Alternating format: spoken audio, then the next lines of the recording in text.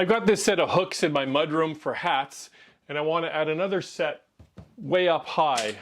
I've got the super wide lens on my camera, and even so, it's really hard to just sort of convey how small things are in this room. I made this a number of years ago, and it's just some oak with some dowels, and I could make another one, but instead I'm going to take this one down. If I look behind the door, this is where I have this key rack that I made a number of years ago, and that's a nice piece of cherry with some shaker pegs, and I want to make the hat rack to match that. So I'm going to get some cherry and some shaker pegs for that.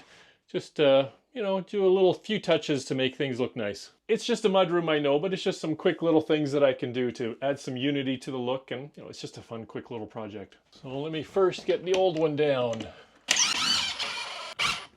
Then I just need to make something the same size, except two of them. Now I don't remember why, but I do happen to have a bunch of shaker pegs in my stash of craft supplies. I think this was from some project from the kids from years ago.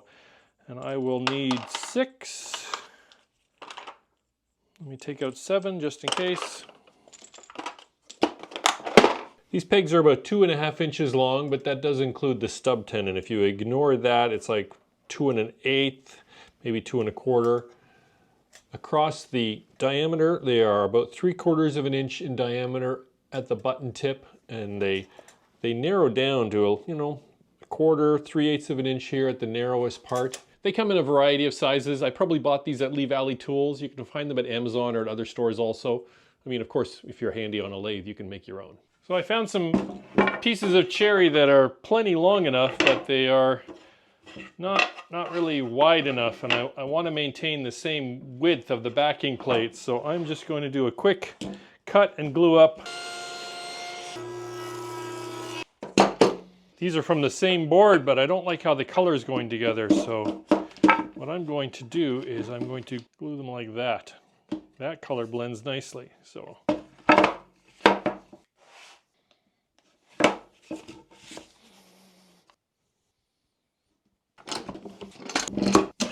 And we'll just let that dry. And then the next day we can move on.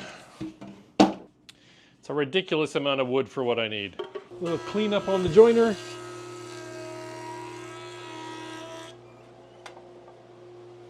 So now we want to make this go away. What I need is something 2.5 inches wide. And if I measure 2.5 inches on this, that should nicely take off this little junky part. So then we'll take it over to the table saw to take care of all that.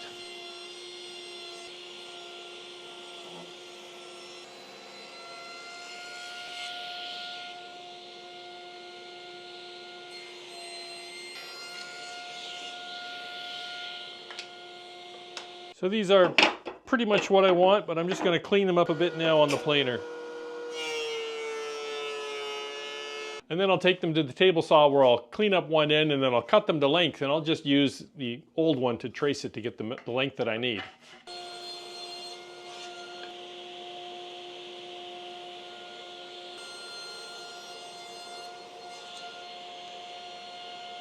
Now looking at the original hat rack, you'll notice that these are not centered. There's a much larger space on this end than there is on this end, and that's because this goes into a wall, and I know I'm putting like a wide brim hat here. I need to have some room, whereas this end of the coat rack, I keep calling it a coat rack, this end of the hat rack is by an open corner, so I can have a hat here and it can just sort of hang over the end. So I'm just going to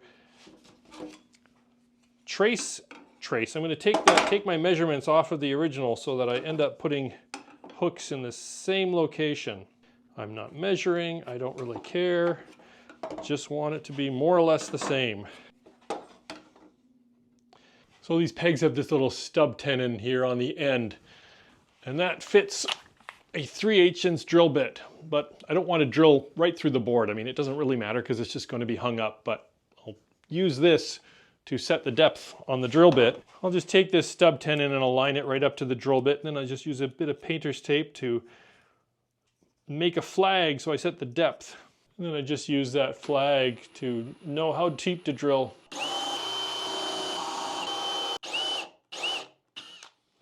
Then I'm going to give them a quick round over and then a sanding.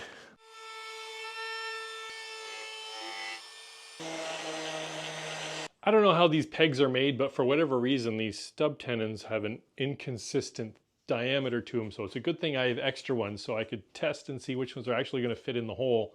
This one is really tight and this one is really loose.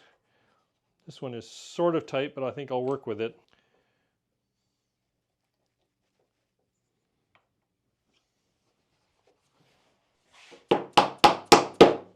Luckily, they're only holding hats, which weigh hardly anything.